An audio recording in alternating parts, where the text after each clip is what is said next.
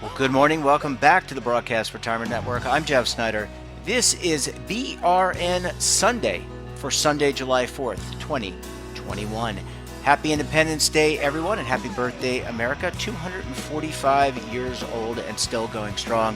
We've got another great show for you this week. We've got members of the media, academia, and financial services all lined up to analyze the news that was in retirement markets, technology, personal finance, so much more. So sit back, relax, and enjoy this episode of BRN Sunday. Let's kick things off with a look at technology and consumer products. Joining us on the line, he is the lead advisor, executive producer for 7 Investing. We're talking to Daniel Klein. Dan, happy Independence Day. Great to talk to you, and thanks so much for joining us on the program this morning. Good morning. First of the month. Big day for us at 7 Investing. Our new picks come out. Absolutely. So let's, I know you wanted to talk, there are a couple of things we want to talk about today. Let's talk about this Maine ban on facial recognition technology from schools and police work. Yeah, so this is one of those things that every state is going to deal with differently, but this is an issue we have to figure out. So I watched multiple episodes of Law and Order last night, and in every episode, they have a shadowy photo of someone, and they say, okay, let's send it to the crime scene people for facial recognition. And that sounds great. If we could catch murderers using facial recognition, that seems awesome. But what if you're jaywalking and they use facial recognition to send you a ticket? So there's a very gray area here, and legally we have to figure it out. And I think for the most part, people want facial recognition to be used when it's something serious, and this new law in Maine does allow for use of facial recognition with essentially a warrant. So it can be used in certain cases, but it shouldn't be used in relatively minor cases. And there's a very thin line between protecting the public and becoming sort of an authoritarian government. Yeah, and so Dan, just to be clear, the technology exists today, and we have some of it on our phones. The technology exists today to recognize what looks like, Daniel Klein versus Jeffrey Snyder, or my wife, your wife, or whomever. Yeah, the technology is there. And look, the government has your picture. The picture on your passport, the picture on your license, those are in government databases. So you commit a crime. Jeff's robbing a 7-Eleven as he does, every couple of days. Yeah. And Slurpees, Dan, Slurpees. He just cannot stop stealing Slurpees and Slim Jims. And I'm teasing, of course. Yeah. And the police gets the video from 7-Eleven and then runs that through a database, and AI matches it to you, and they show up and arrest you. And that sounds great, but the technology is also not perfect. So what happens when it's someone who looks a lot like you, or someone, who intentionally is creating an appearance to look like you? This is a valuable tool in serious crimes, but we should be very, very concerned about when and how it's used. Yeah, certainly. And I think this goes to that larger conversation that we have continued to have and will continue to have, which is privacy. We're sharing a lot of data in image. And we talked, I think recently you and I talked about deep fakes, right? So the ability to actually take a picture of my face and put it on the body of Arnold Schwarzenegger from the 1970s, right? That technology exists. So I think it's that fine line balance between implementing technology, using it for good in the sense of protecting the government, protecting people, because that is a responsibility of the government to protect us from one another, so we can't, through coercion or do anything to one another. But there's that fine line, Dan, between using that data for bad use. Yeah, and technology can be thwarted. I mean, we could joke about like a face-off scenario, but that's not that likely. But a good makeup artist could thwart some of these things. It's just something that we want to be aware of the technology we're using. We have a lot of rules regarding who can tape who in a conversation, when the government can listen in on, say, a phone call, or when they can put a wiretap in your office.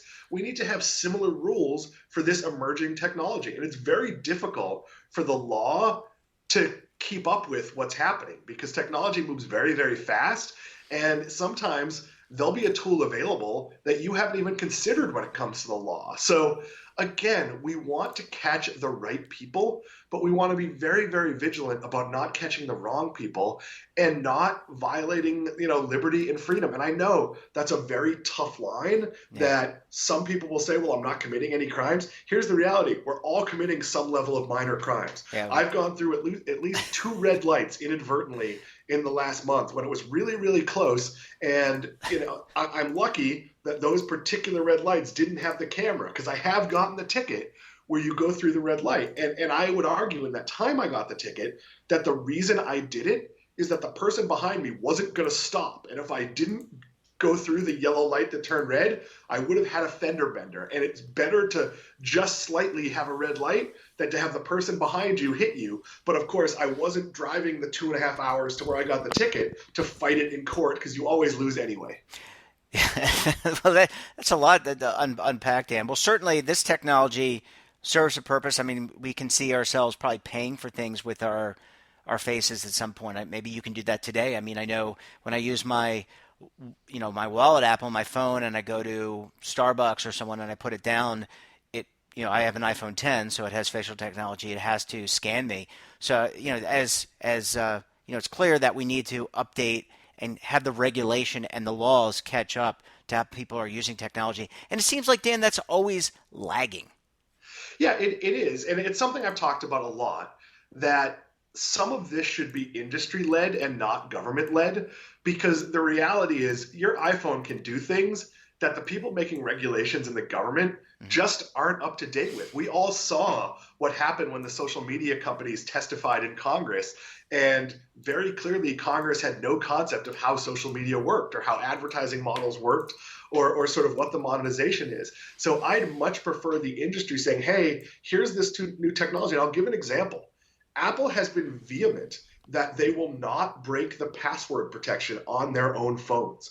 That isn't to protect the murderer, that is to protect the rest of us. So the police go to Apple and say, hey, we think this guy's a murderer. We think there's pictures on his phone. Could you break the technology? Well, everyone would say, do that. Well, what if the police went to Apple and said, hey, we're pretty sure this guy is stealing office supplies and there's evidence on his phone. Can you break the password?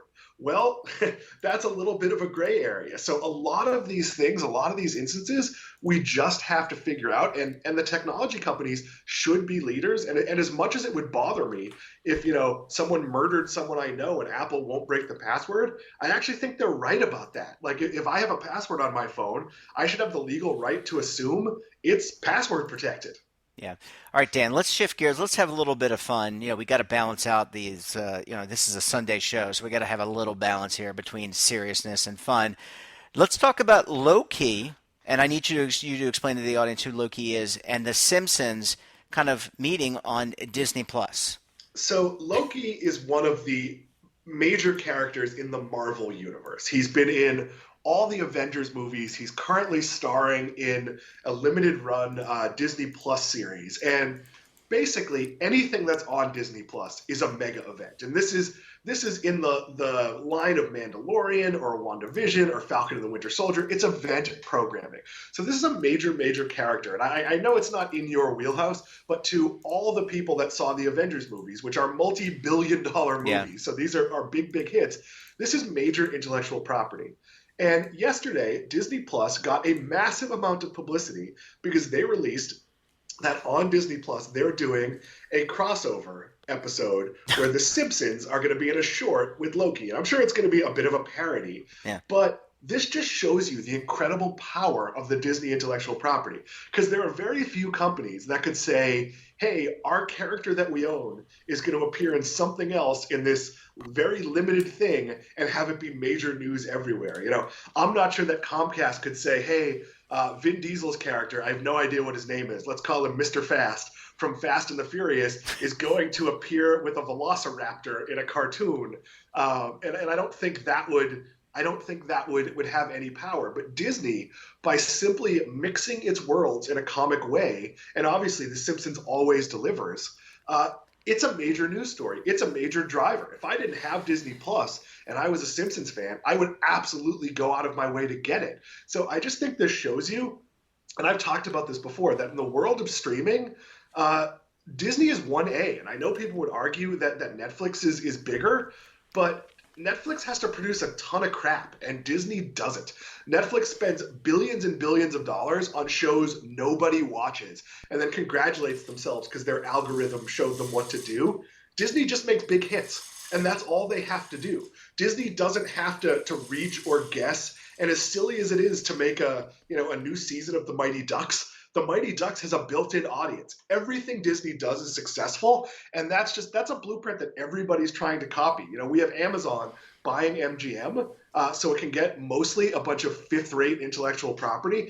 Everybody is trying to buy any character you could possibly imagine that people have heard of, and Disney has them all beat, and they've been 10 years ahead of the game. So it's a silly little thing, but as a Simpsons fan, as a Marvel fan, I can't wait to see this. Yeah. So Dan, let's talk about, and I think it's neat. I would define this as neat and interesting. Um, you know, there have been other crossovers before. I kind of, when I think of crossovers, I think about when like Mrs. Garrett left Different Strokes and she went over to Facts of Life, right? And they started she was at a women's school. So that to me is a crossover. But look, it attracted people. That's a spin-off. A spinoff, right? A crossover is when like Gilligan shows up on Mork and Mindy. Well, that would be a little tough, right? Because he was on an island. But yes, I understand what you're saying. But I think it's really neat, and I think what it does for both, it draws people into the ecosystem. And I think when you're marketing, and look, these are big companies looking to each expand their influence and bring people back to their ecosystem. It's just another way to add more value to the intellectual property that is undergirding all this. Yeah, it's all about getting attention. I mean, you don't spend all this money on big shows if your goal isn't media attention. But The Simpsons, I think it's fair to say The Simpsons occupies a unique place in American society. We've all seen the videos of The Simpsons predicting the Trump presidency, many, many other things they predicted. Most of the people my age and your age grew up on The Simpsons in college. When The Simpsons was on Thursday night, we used to watch it all in a room and make a VHS tape and then watch it again. And the rule was during the first airing, nobody could talk. During the second airing, we offered our commentary. It is a big, big show, but crossing it over with Marvel might bring some of the Marvel fans into it, might expose some of the Simpsons fans to Marvel. More importantly, it's just getting a bunch of people talking about Disney Plus without them having to spend money on advertising. And look, as big as Disney Plus is, over 100 million people, it still needs to get to 200, maybe even 300 million people. And I think it will much faster than expected. And at that point, we've already seen Disney raise prices once. There's no difference from wherever they are, $7.99 a month to $14.99 a month. Absolutely no difference. You're gonna lose nobody with the value they're offering. So look, I am an unabashed Disney fan and shareholder. And I just think this is such a home run that, I mean, you could do this with anything. You could have The Simpsons crossover with any other Disney property and it would be interesting. There's a really funny Simpsons Futurama crossover that aired as regular episodes a couple of years ago. There's just so much they could do here to get attention, to get eyeballs, to remind people they exist. And I know it's hard to imagine that anyone out there might not know it exists, but it's a really, really crowded media world. Absolutely. And Dan, let's talk about, we've got a couple minutes left. Let's talk about intellectual property. Just this is another area where if I create something, you create something, this is called IP and that's protected. And this has really evolved, especially as streaming, as video, as podcasts like we're doing today come online. We are creating something together, you and I, and other people who do this that has that has value. It's intellectual property. Yeah, and let's look at it this way. So when Disney sits down to map out its film and television schedule, it's looking at a list of characters that everyone knows that people want to know what happens next. If I say, okay, Darth Vader, really popular character, or all right, what happened after Return of the Jedi, or not after Return of the Jedi, between Empire Strikes Back and Return of the Jedi? That's a great show. Who wouldn't watch that show? Mickey Mouse. Mickey Mouse Goes to Europe? That's a show kids would watch. So other companies do that, and they don't have as deep a roster. I would argue that Comcast, NBC Universal, has the second best roster of intellectual property. And my son and I, a couple years ago, were watching the parade at Universal Studios. And if you watch a parade at Disney, you know every character. Well, towards the end of the parade at Universal Studios, they brought out The Secret Life of Pets, a movie that was not in any way on my radar. And I'm looking at the whole back half of the parade, and I'm like, all right, you started with Shrek and SpongeBob, but you've really gotten into some marginal characters. And Disney doesn't have to do that. So when Disney fills out its box office slate, if it's making 12, 15 movies a year, 85% of them are guaranteed hits, and only a few of them are risky. Anybody else has to put out new movies, new characters, spin-offs of things that weren't that successful. I'm sure if you're Universal, you're gonna reboot 50 Shades of Grey and other things that just weren't that big a hit. You're gonna try every few years with a monster movie, with very mixed results, because they don't have that intellectual property. It's why all of these legacy media companies are so valuable. Why you see an HBO and a Discovery, and Time Warner, but HBO is the prize there, combine. Because as much as HBO and Time Warner have struggled with recent hits, they haven't really had one since Game of Thrones.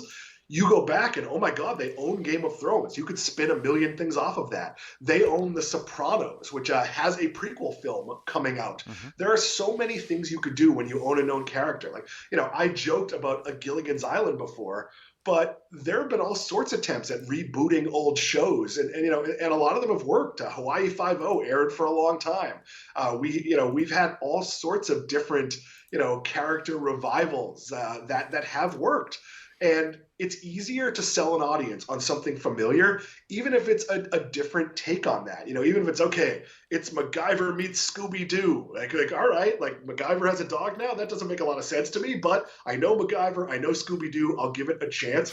It just makes everything easier. And I'm being a little silly, but if I say, hey, I've got a new buddy cop show on, and it's about two cops with different tendencies, well, that's a whole new thing. If I say, hey, I've got a new Cagney and Lacey, a lot of people know what that means. And I recognize I just dated myself because that show is so old. It's That not was a one I've great actually. show. It's Time not. Daily. Yeah, it's Time not Daily. actually one I've watched. Yeah. So.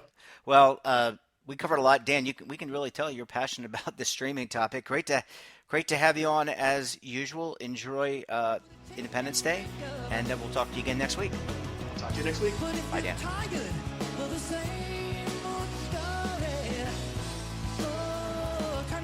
Welcome back, and we're going to talk on this Independence Day with the Legal Eagles. You know them as David Levine, Kevin Walsh. Both are principals with Groom Law Group, an employee benefits law firm based in Washington, D.C. Gentlemen, thanks so much for joining us this morning, and happy Independence Day to both of you. Happy Independence Day, Jeff. Thanks for having us. Happy Independence Day to all our listeners. And as we get to the middle of the year, of course, it's time to look forward. So, Mr. Walsh, what's on your mind? So on my mind, it's not so much the Christmas holidays, but it's kind of the transition from, first half of the year to the second half. And so when I think about it from a policy standpoint or in a retirement standpoint, I think of the Asians. So we've got kind of four Asians we want to focus on today. We've got legislation, litigation, investigation, and regulation. And so I think today we're going to highlight, what's going to happen or what we think could happen between here and the end of the year.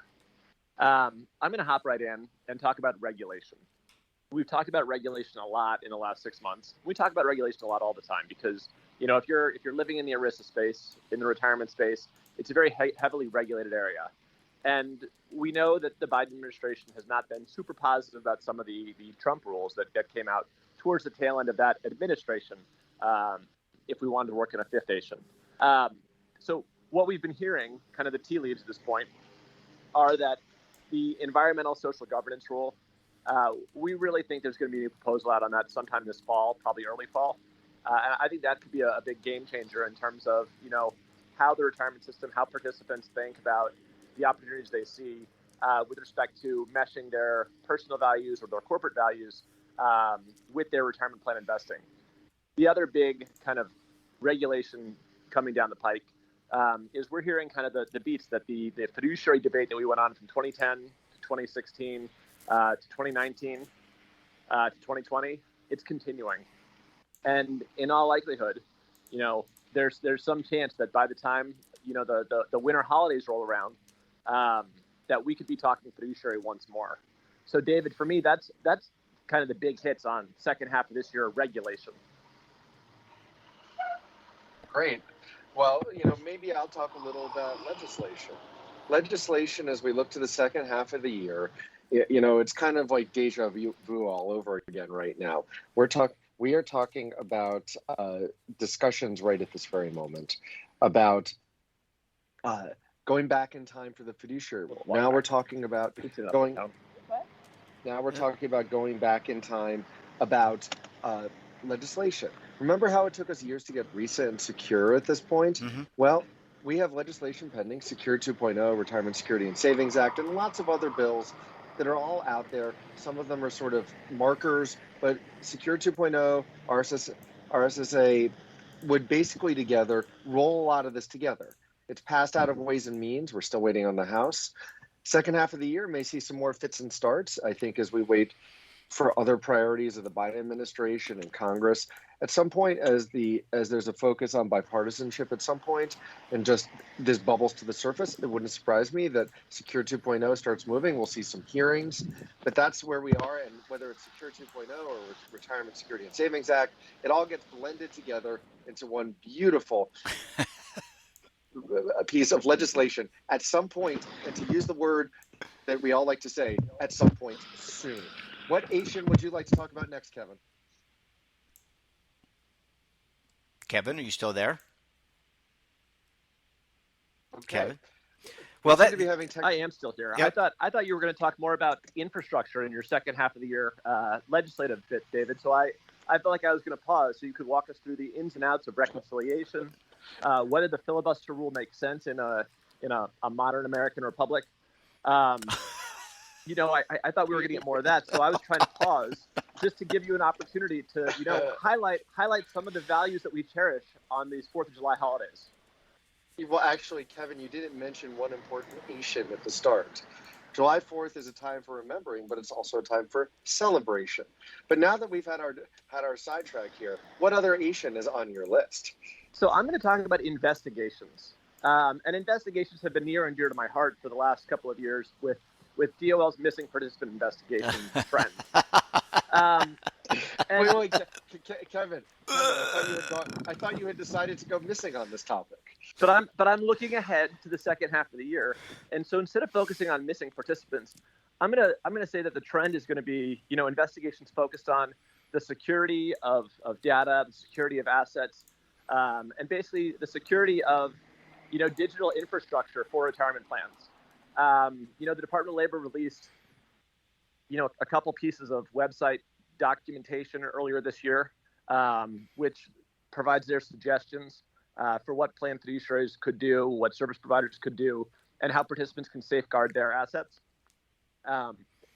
What we've begun to see is that now the Labor Department is asking plan sponsors primarily, but also some service providers, to explain what they're doing on the cybersecurity front. So I think that trend will pick up. And if you're a plan sponsor, a service provider, it's definitely worth taking a look right now to figure out what's going on in the investigation space. So, David, you want to wrap it up for us with the last Asian? Sure, I will absolutely do that, and I will say on the cybersecurity investigation, I agree that there's a lot to come there. I know Kevin and I have spent a lot of time talking about it to those who have listened or suffered through us, however you might define it over the years. But security is a big deal, and there's still a lot of things to discuss. So I think we're going to have some more discussion of that very soon about what's practical, what's required, and what's not, and what's the real world here. But to close out on one last Asian is, of course, litigation. Litigation will continue. If you remember, we're a Conan O'Brien fan, of course, who has now left the airwaves. He had his classic sketch in the year 2000. Well, in the year 2021, at the end, I can confidently prophesize that litigation will continue. We will continue to have lots of litigation over fees in 401k plans, continued efforts to sue over fees in healthcare plans. Although the fees, I think that some of those arguments are barking up the wrong tree. I think you will see some creative efforts by plaintiffs' lawyers to expand into new theories about products and services, which we've already seen. But given I live on the defense side, I'm not going to suggest any ideas to that. And I think we will see increasingly aggressive efforts at defense. I know Kevin and I, in cases we're involved in, are very focused on how do you well defend your clients, and also recognize that litigation, while sometimes it can have a purpose, a lot of the time, the only people who win are the lawyers. So let's find practical ways to make the retirement system work well. So we can all be saving up for retirement and a vacation. And on that note, Jeff, I'll toss it back to you. Thank you, David. I appreciate that. And Kevin, I appreciate all your great thoughts. And it's going to be fun the second half of 2021 to really tackle a lot of these issues and hear what is happening in the Congress. And hopefully we don't run out of time on this legislative session. There's a lot going on, obviously, and we want to get back to saving and retirement, pressing those issues. Gentlemen, we're going to leave it there. Wishing you a great remainder of Independence Day, and we will talk to you again next week. Take care, guys. Thanks for having me on. Bye-bye.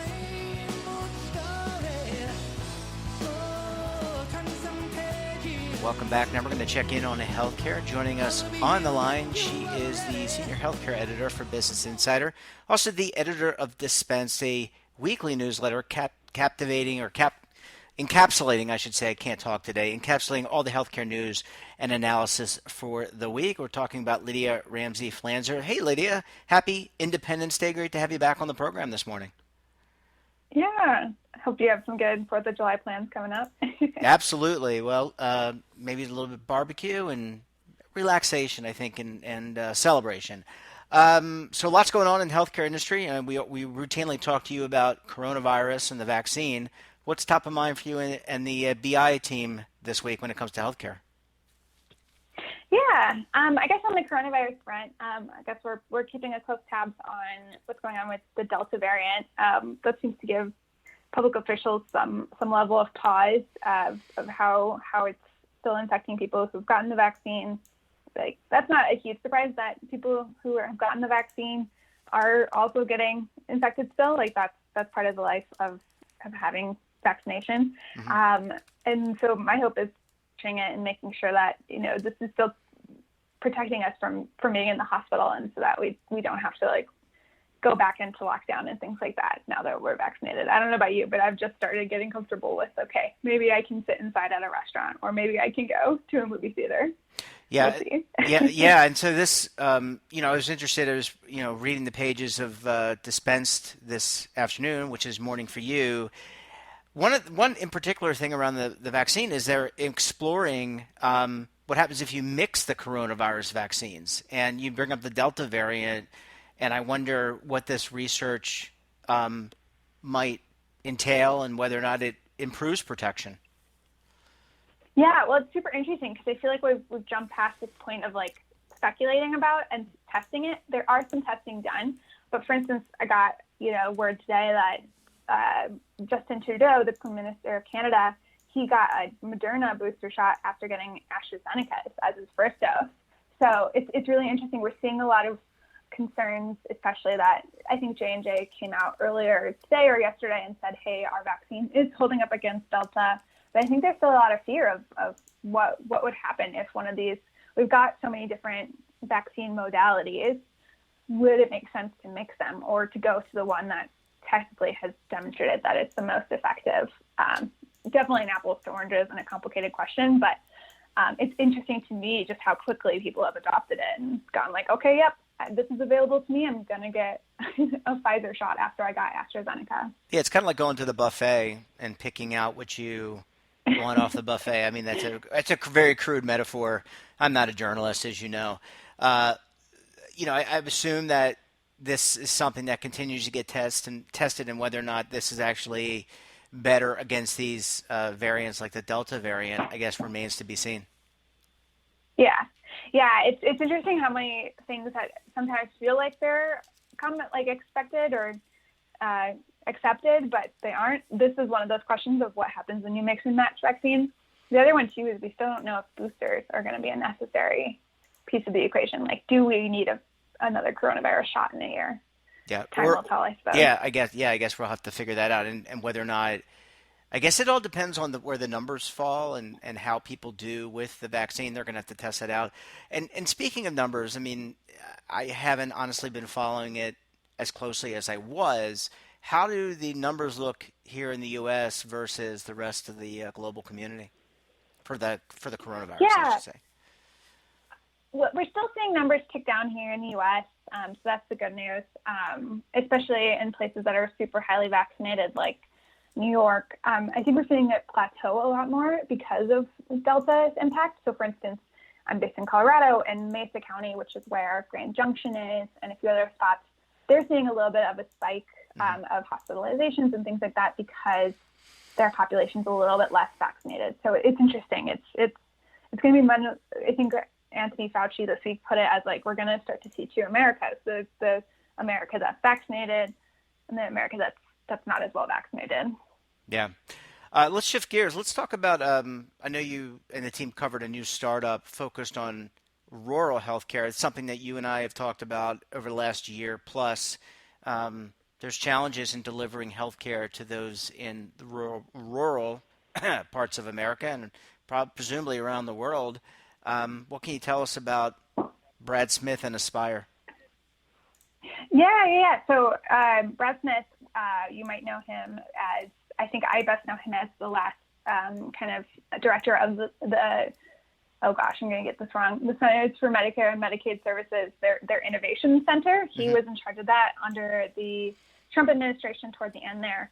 So he's the guy who's behind certain programs like direct contracting, which is this really interesting model of, can you do some of the risk-based primary care models that you're seeing happen in Medicare Advantage? Can you do that with traditional Medicare? And we're seeing companies flock to that, which is really interesting. Anyway, so Brad, before that, started a company called Aspire, which is a palliative care company, and that got acquired by Anthem a few years back. And so that's kind of his background. But yeah, this week, Shelby Livingston, one of our reporters on the team, she covered his new startup, which is called Main Street Health. And to your point, it's focused on rural healthcare. It's interesting. I cover a lot of different primary care models. There's companies like Oak Street that have gone public. There's companies like Iora that recently got bought by One Medical. And a lot of these companies are focused on really like city and urban areas because obviously there's a lot of people there. So you can kind of get people to show up to your clinic in larger numbers. But yeah, it's a really interesting question of like, how can you apply this to like same model, same idea of like, can we pay to keep you out of the hospital? Can we pay not in a fee for service where I pay you for each individual visit? Can I pay you to manage the health of a whole person? So Brad Smith's startup is trying to do that with rural providers. So it's more closer to like an Aledade or a Privia model, if you're familiar with those, to get too super in the weeds on the primary care front. But it's still really interesting to see that we're trying to figure out new ways to pay for what can be ultimately kind of preventive primary care. Yeah, it's certainly needed, and it's hard to get, you don't want to build hospitals. Well, I mean, you want to build hospitals, but you can't always build a hospital tied to a particular small town or community. A lot of times they're consolidating now, at least what I've been hearing just anecdotally, and therefore access, you might have to drive 20, 30 minutes or further to get access to good medical care, or even preventative medical care. So certainly figuring out a way to allocate resources in a better way in these rural communities sounds like a really good game plan. Absolutely. Yeah. Well, Lydia, we're going to leave it there. Thank you so much for joining us on the program, and we wish you a great rest of the Independence Day. Thanks so much. Bye-bye. Thank you. Bye-bye.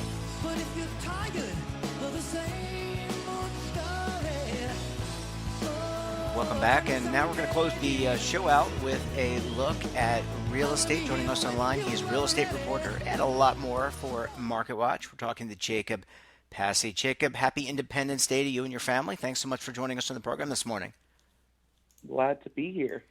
So what's going on when it comes to real estate? I know I've been reading a lot about mortgage rates. I've been reading about the continued challenge about finding a home, but you break it down for us. Yeah, so, first off, we've got some data points. It was a mixed bag this past week. So, they're all the monthly data reports that come out from, the government, from the National Association of Realtors and other organizations that are kind of indicators of the state of the market. So one of the reports we got this week was the pending home sales report, the pending home sales index from the National Association of Realtors. And basically what that index looks at is for existing home sales, it measures the number of people who sign contracts. So, the first kind of step in the home buying process, when you sign the initial contract. So the pending home sales report captures that, whereas the existing home sales report captures when the sale actually closes.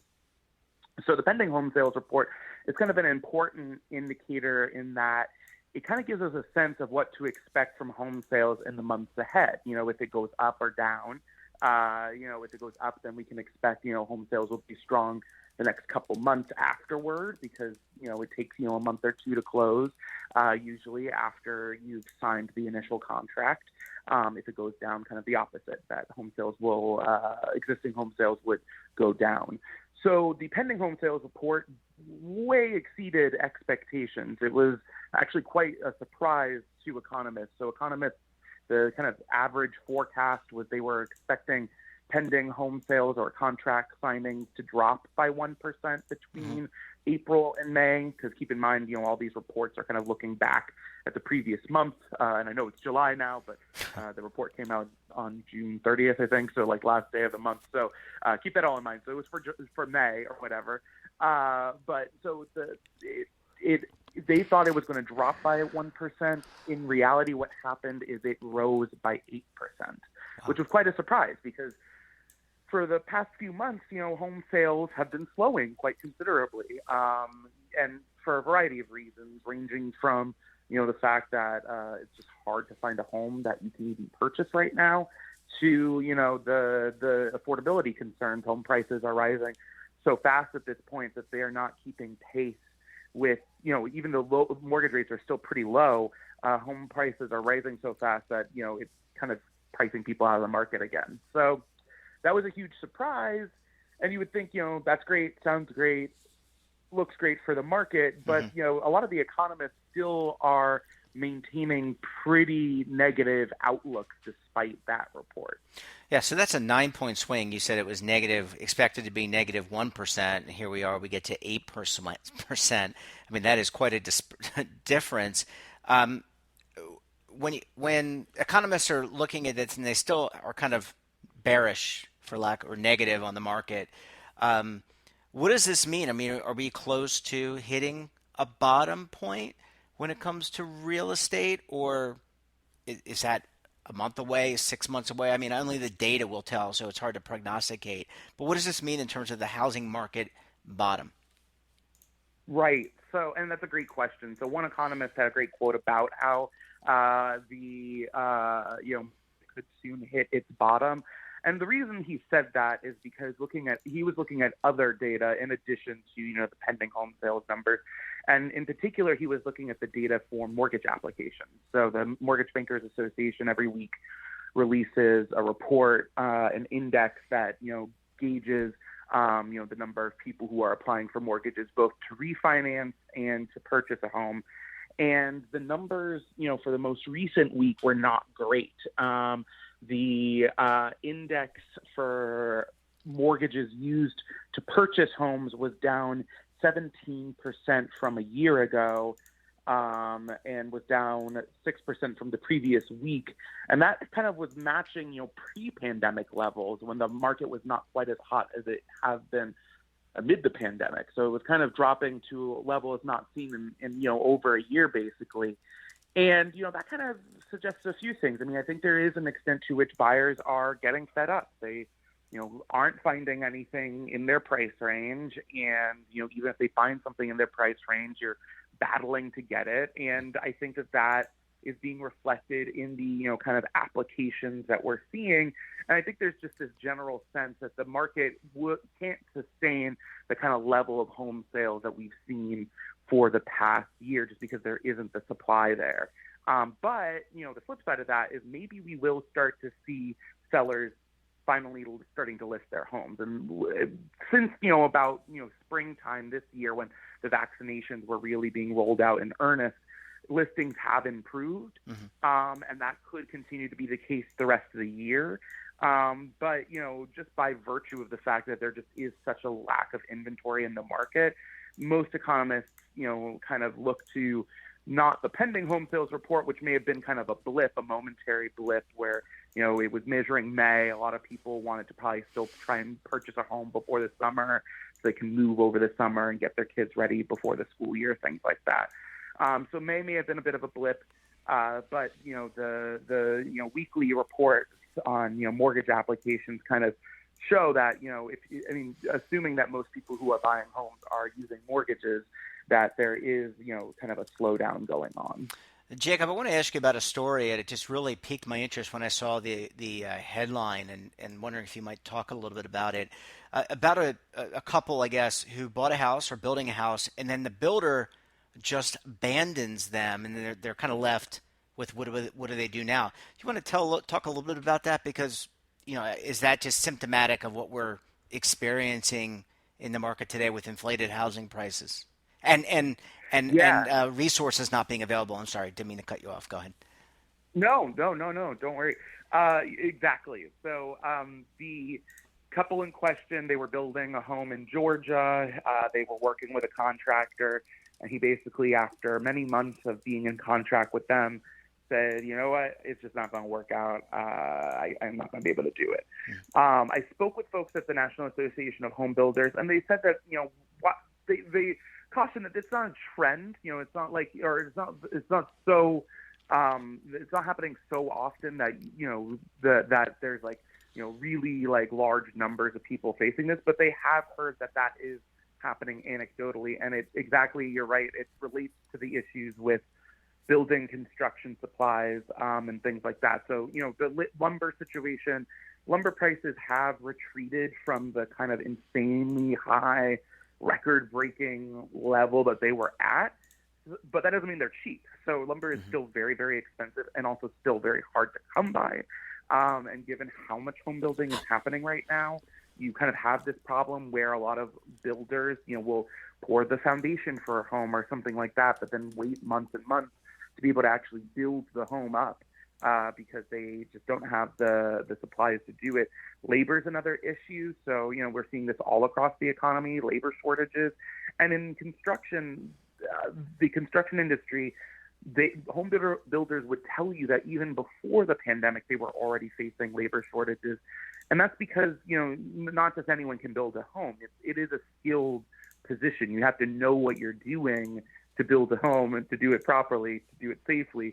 So, they can't just get any, and I don't mean to make light of it, but, retail industry, other industries might be able to hire someone and onboard them pretty quickly. It's not the case with home construction. So, the labor situation there, will also be playing a role. And obviously this is all local. So in certain markets, this will be more pronounced than others. But yeah, so this couple was in a really tough bind, and it kind of, in their case, their contract had no clause in it to escalate the price escalation clause. So basically, builders can build in a clause into the contract to build a new home where they say, if the cost of my materials or labor or what have you goes up considerably, those costs will be passed on to the person building or to the family buying or building the home. So there was no clause in their contract along those lines. So it kind of makes sense that the builder had to bow out because he may have been facing a situation where he was actually going to take a loss on this home, given how expensive labor and supplies were. But it's a reason that, if you're building a home right now, which a lot of people are turning to, a lot of people across this country are being pushed into the market for new homes because they just can't find any pre-built, pre-existing homes for sale, including first-time buyers, which is pretty unusual. And so it's just another thing that you really need to study carefully, because you kind of want to make sure that that clause is there so you don't encounter a situation like this where you might have your contract canceled because of, these unforeseen circumstances. But also, study the clause carefully so that and can kind of factor in exactly how much more you might be spending. So, It's always a good reminder for folks building new homes that the price you set on is kind of an estimate. It's going to vary based on the materials, labor, how long things take, if there are any unforeseen issues. If you decide midway through, I want the marble countertops, all that factors into the price of the home. So you need to build that in, like wiggle room for yourself and your budget if you're building a new home for that reason. Yep, just one of the things that I certainly wouldn't be aware of, having not built a home before. And if I decided to undertake that with my wife, you're exactly right. Understand the contractual obligations doing that, but also the market-driven expectations around the cost of goods and what that means to the overall cost. Because invariably, you're going to see things redone. I mean, I recall, when my parents built a home many, 30 plus years ago, walls being moved, and that hasn't, if you decide to move something or something doesn't work in practicality, it looks good on paper, on the, in the plans, may not look good in reality. You may want to get that wall moved if that has a cost to it, and people need to be aware of that. Jacob, we're going to have to leave it there. Always great chatting with you and great learning more about the real estate industry. I'm come away almost prepared to buy a new home when the market calms down a bit. Enjoy the rest of your Independence Day. We look forward to having you back on the program very soon. Talk soon. Take care. Bye-bye. Well, that wraps up this episode of BRN Sunday. Hope you have a great 4th of July. Again, happy birthday, America. I want to thank all of our contributors for stopping by, and of course you, our audience, as well. Well, tomorrow is a holiday, so we will not have an episode of BRN AM, but we're back again on Tuesday. So until then, I'm Jeff Snyder. Stay safe, keep on saving, and don't forget, roll with the changes.